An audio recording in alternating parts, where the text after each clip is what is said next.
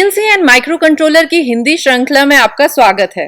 अब तक हमने देखा कि टाइमर्स कितनी तरह के होते हैं और 8051 के लिए कौन कौन से टाइमर्स की आवश्यकता होती है। टाइमर 0 और टाइमर 1, इन दो टाइमर्स को कैसे हम 8 बिट मोड की तरह यूज कर सकते हैं ये भी हमने जाना। टी मोड रजिस्टर जो कि मोड सिलेक्ट करने के काम आता है, उसको भी हमने बारीकी से देखा। हमने जाना कि 3 तरह के मोड होते हैं, मोड 0, मोड 1 और मोड 2, और इन तीनों में सबसे ज्यादा पॉपुलर मोड 1 है जो कि एक 16 बिट टाइमर मोड है। 16 बिट टाइमर मोड कैसे काम करता है वो भी हमने देखा। कौन कौन से स्टेप्स हैं जो हमें करने चाहिए, उनको जानने के बाद आइए अब हम देखते हैं कि हम टाइम डिले कैसे कैलकुलेट करें। कहने का मतलब ये है कि अगर आपके पास TH और TL इन दोनों की वैल्यूज पता है, चाहे आप टाइमर 0 यूज कर रहे हो चाहे आप टाइमर 1 यूज कर रहे हो, तो उसकी वजह से हमारा टोटल डिले कितना कैलकुलेट होगा वो हमें कैसे पता चलेगा। मान लीजिए कि हमने TH में और TL में कुछ वैल्यूज डाली, जैसे कि मैंने इससे पहले वाली वीडियो में आपको एक एग्जांपल दिया था। उस वैल्यू के बेसिस पे हमें कैसे पता चलेगा कि कितना टाइम डिले जनरेट हो रहा है, तो उसके लिए ये फॉर्मूला है जो आपको स्क्रीन पे दिख रहा है। अगर आपके पास हेक्साडेसिमल में वैल्यूज हैं तो हमारे को ये पता है कि ये एक 16 बिट टाइमर है और 16 बिट के लिए सबसे हाईएस्ट वैल्यू, सबसे बड़ी वैल्यू कौन सी होगी, FFFF। ठीक है, अब ये वैल्यू में से वो वैल्यू हम माइनस करेंगे जो वैल्यू हमने TH और TL में डाली है। इसको और विस्तार से समझने के लिए चलिए हम वापस उस स्लाइड पे जाते हैं जिसमें हमने ये देखा था कि मोड 1 काम कैसे करता है, उससे हमें और अच्छे से समझ में आएगा।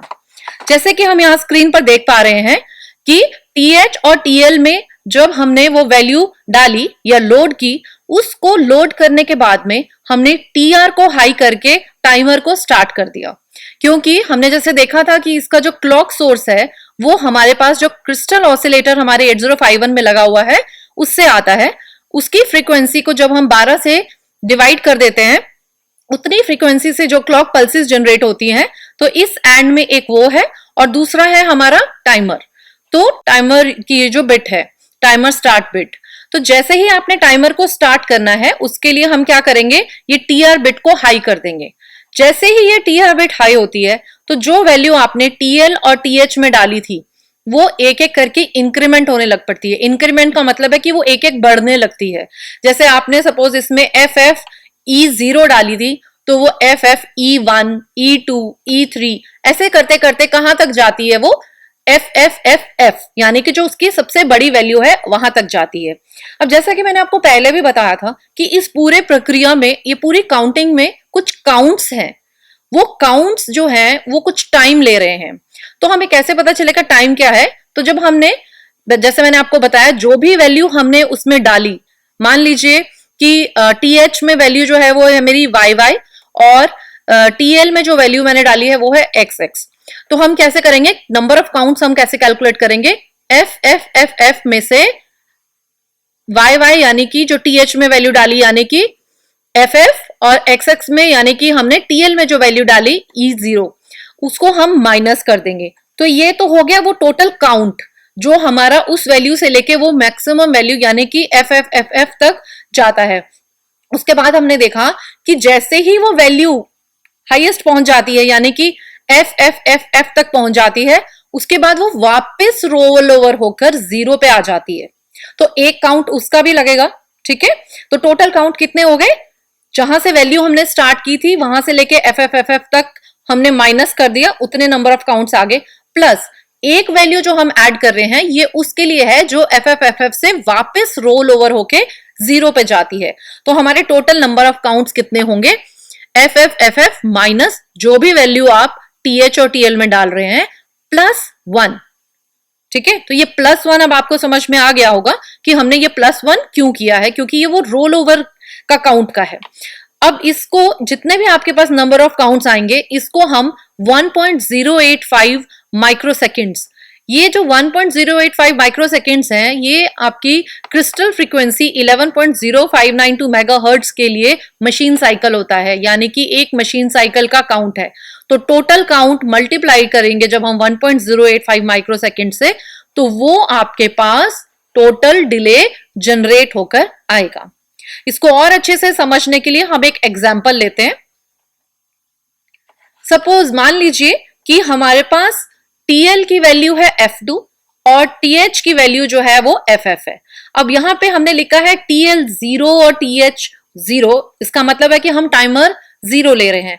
ऐसे ही अगर हमारा TL 1 और TH 1 होता तो हम क्या लेते, टाइमर 1 लेते। वो जस्ट मैंने आपको जैसे पहले भी बताया था कि बात एक ही है, सिर्फ टाइमर 0 और टाइमर 1 के लिए हम 0 या 1 लेंगे।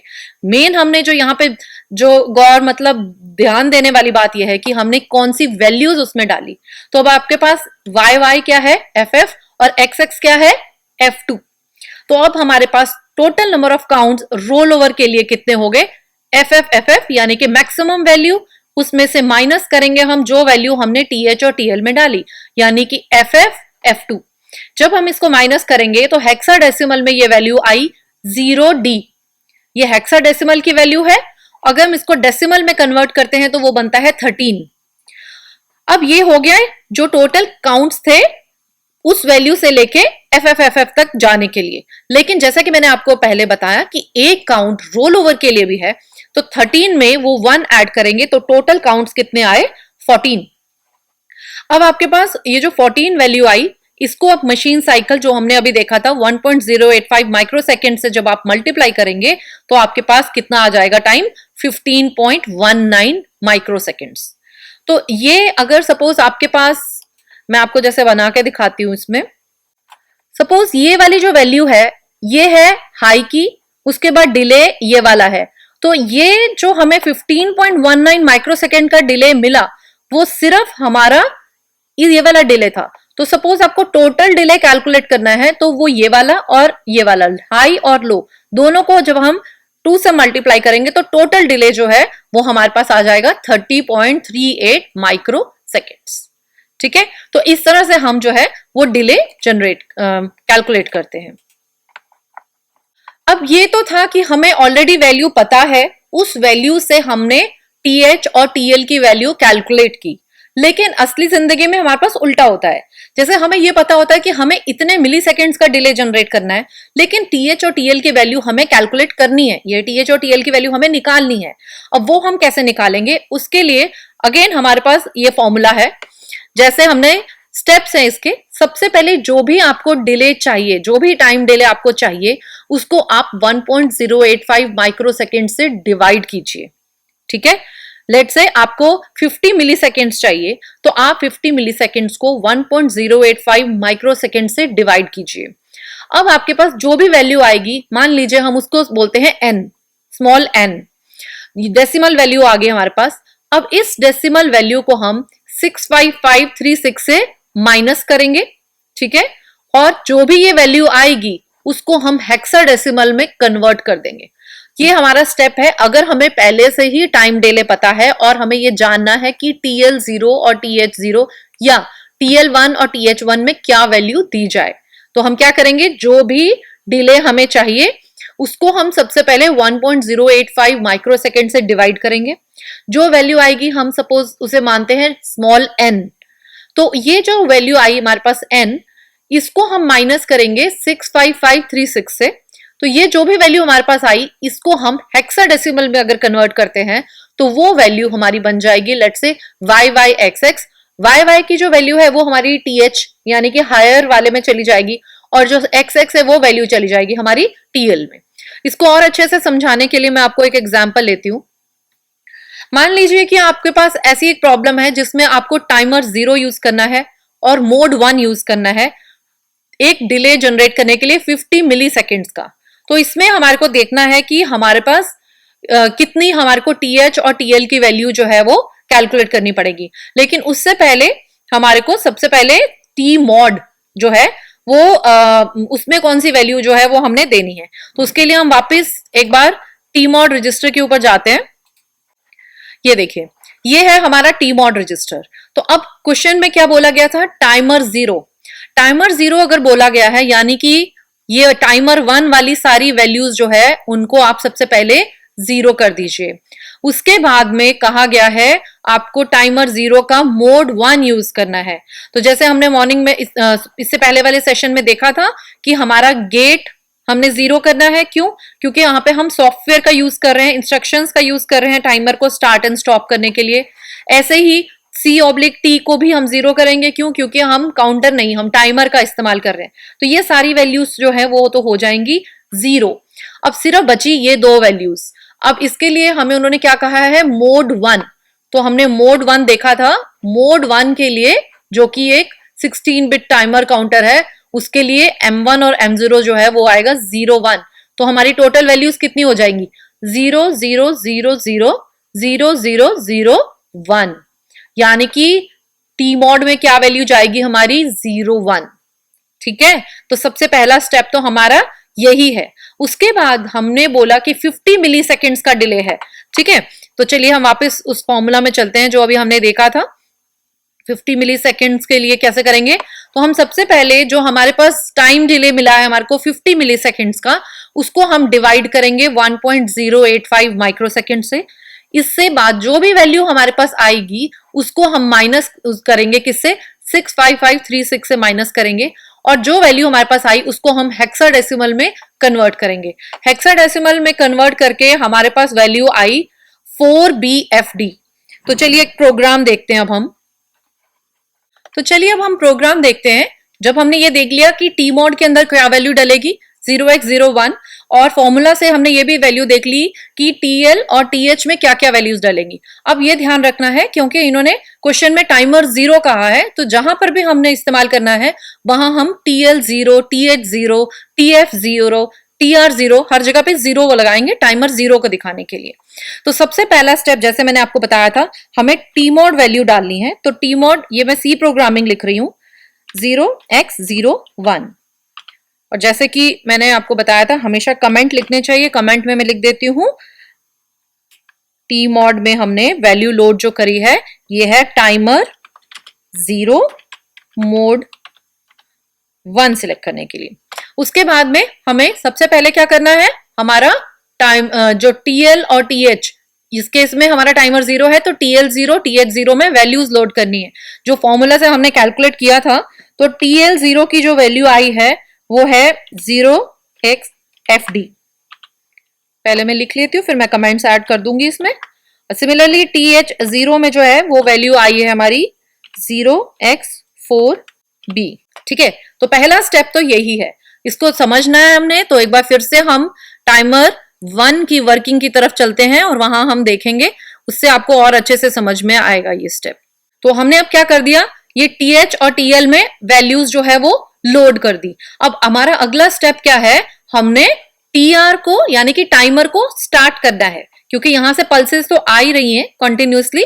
जैसे ही हम ये TR को हाई कर देंगे यानी कि 1 दे देंगे, तो एंड में दोनों 1 हो जाएंगी, जिसकी वजह से हमारा टाइमर जो है वो स्टार्ट हो जाएगा। ठीक है, और जैसे ये स्टार्ट हो जाएगा तो जो वैल्यू हमने यहाँ पर डाली थी TH और TL में, यानी कि 4BFD वैल्यू जो डाली थी, वो इंक्रीमेंट होना शुरू हो जाएगी। वो काउंट होना, इंक्रीमेंट मतलब एक एक वैल्यू बढ़नी शुरू हो जाएगी। और कब तक बढ़ती रहेगी वो, जब तक कि वैल्यू FF तक नहीं पहुंच जाती। और तब तक हमने क्या देखा था कि ये जो ओवरफ्लो फ्लैग है यानी कि TF, ये जो है ये हमारा लो रहता है। जैसे ही ये वैल्यू हमारी रोल ओवर हो जाएगी FF से 0 पे, वैसे ही ये हाई हो जाएगा। तो हमने कंटिन्यूअसली इस ओवरफ्लो फ्लैग को मॉनिटर करते रहना है कि जब तक तो ये लो है तब तक जो है वो काउंटिंग चल रही है, यानी कि ये वैल्यू अभी तक रोल ओवर नहीं हुई। जैसे ही ये ओवरफ्लो फ्लैग हाई हो गया, यानी कि हमारा टाइमर जो है वो स्टॉप करने की बारी आ गई। चलिए वापस चलते हैं। तो अब हमने टी मॉड को वैल्यू दे दी, टाइमर्स को वैल्यू दे दी। अब हमारे को सबसे पहले क्या करना है, टाइमर को स्टार्ट करना है। तो टाइमर 0, TR0 यूज करेंगे क्योंकि हम टाइमर 0 लिख रहे हैं। तो इसको स्टार्ट करने के लिए हम इसको हाई देंगे। और उसके बाद में, जैसे कि मैंने आपको बताया था कि ओवरफ्लो फ्लैग को हम कंटिन्यूअसली मॉनिटर करते रहेंगे। तो इसमें हम क्या इंस्ट्रक्शन यूज करेंगे, व्हाइल TF0 इक्वल टू, ये जब हम प्रोग्रामिंग कर रहे थे तब मैंने आपको बताया था कि सिंगल इक्वल टू में और डबल इक्वल टू में क्या फर्क होता है। सिंगल इक्वल टू में आप उसको वो वैल्यू असाइन करते हो, आप उसको वो वैल्यू देते हो। जैसे ऊपर हमने लिखा TR इज इक्वल टू 0 यानी कि 1, यानी कि हमने वो वैल्यू उसको असाइन कर दी, वो वैल्यू हमने उसको दे दी। लेकिन इस स्टेप में हम क्या कर रहे हैं, TF0 को इक्वल टू 0 कर रहे हैं, यानी कि हमारा उसको हम कंपेयर कर रहे हैं। यानी कहने का मतलब यह है कि जब तक वो वैल्यू 0 है, उसके बाद मैंने, आप ध्यान दीजिए, मैंने उसके लास्ट में एक सेमीकोलन लगा दिया। सेमीकोलन का मतलब है कि जब तक ये वैल्यू 0 है तब तक आपने यहीं रहना है। जैसे ही ये वैल्यू हाई हो जाएगी, यानी कि ये वाली कंडीशन फॉल्स हो जाएगी, वो अपने आप हमारा जो नेक्स्ट स्टेप है वहां चला जाएगा। नेक्स्ट स्टेप क्या है, इसका मतलब वो रोल ओवर हो गया। अब हमारे को टाइमर को बंद करना है। तो जब हमने जैसे स्टार्ट किया था टाइमर को, TR0 को स्टार्ट करने के लिए हाई दिया था, स्टॉप करने के लिए लो देंगे, और आपको जो टाइमर फ्लैग है उसको फिर से 1 जो हो गया है उसको फिर से आपको लो करना पड़ेगा। तो ये स्टेप्स हैं। मैं एक बार यहाँ पे कमेंट्स भी लिख देती हूँ ताकि हमें ये समझ में आए ये स्टेप किस लिए है। जैसे कि हमने TL0 को वैल्यू असाइन कर दी, सिमिलरली हमारा TH0 को भी वैल्यू असाइन हो जाएगी। यहां पे इस स्टेप पे हम क्या कर रहे हैं, हम टाइमर को स्टार्ट कर रहे हैं, और यहां हम क्या कर रहे हैं, यहां हम मॉनिटर कर रहे हैं, continuously monitor timer flag bit. ठीक है, हम इसको कंटिन्यूसली मॉनिटर कर रहे हैं कि अगर ये लो है इसका मतलब अभी वो रोल ओवर नहीं हुआ। जैसे ही वो हाई हो जाएगा, यानी कि जैसे ही TF की वैल्यू 1 हो जाएगी, ये कंडीशन फॉल्स हो जाएगी, और अब टाइम आ गया हमारा टाइमर को स्टॉप करने का। जो हम करेंगे उसको TR0 को लो करके, तो टाइमर स्टॉप्स, और टाइमर फ्लैग को भी लो कर दीजिए ताकि वो प्रोसेस फिर से जो है वो स्टार्ट हो जाए। मेक टाइमर फ्लैग लो। तो इस तरह से हम जो है टाइमर का इस्तेमाल करके टाइम डिले कैसे जनरेट कर सकते हैं, एक्यूरेट टाइम डिले। जैसे मैंने आपको इससे पहले वाले लेक्चर में भी बताया था कि फॉर लूप यूज कर भी हम टाइम डिले जनरेट कर सकते हैं, लेकिन उससे हमें बहुत एक्यूरेट डिले नहीं मिलता। तो ऐसे एप्लीकेशंस जहां पे आपको बहुत माइन्यूटली जो है डिले, हम मतलब उसमें हम कॉम्प्रोमाइज नहीं कर सकते हैं कि इतना सा भी टाइम का जो है वो फर्क पड़े, वहां पे हमें टाइमर्स का इस्तेमाल करना पड़ता है। तो हम टाइमर्स का इस्तेमाल कैसे कर सकते हैं डिले देने के लिए, TH और TL की वैल्यू कैसे कैलकुलेट की जाती है अगर हमें डिले पता है।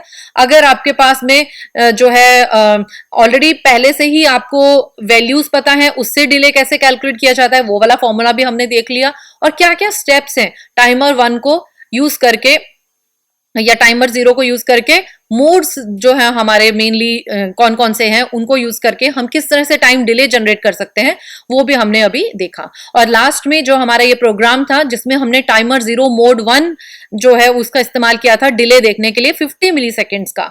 तो ये 50 मिली सेकेंड्स का डिले देखने के लिए हमने जो है प्रोग्राम कैसे लिखा जाए, जिसमें सबसे पहले हमें देखना है कि हमारा टी मॉड रजिस्टर में क्या वैल्यू जाएगी। उसके बाद हमें देखना है कि जितना डिले हमें मिला है उसके हिसाब से TL और TH में वैल्यूज क्या जाएंगी। जैसे ही आपने TL और TH में वैल्यूज दे दी, आपको टाइमर को स्टार्ट करना है TR बिट को हाई करके। जैसे ही टाइमर स्टार्ट हुआ, हमने कंटिन्यूअसली मॉनिटर करते रहना है किसको, टाइमर फ्लैग बिट को। उसको हम देखते रहेंगे कि वो जैसे ही हाई हो जाता है तो टाइमर को बंद कर देना है। कैसे, TR बिट को फिर से 0 करके, और हमारी जो टाइमर फ्लैग बिट जो कि हाई हो गई थी उसको फिर से हम जो है वो लो कर देंगे। तो आज के सेशन में हमने टाइमर्स के बारे में डिटेल में जाना, और उसकी प्रोग्रामिंग भी हम सी में कैसे कर सकते हैं टाइम डिले के लिए, ये भी हमने देखा। धन्यवाद।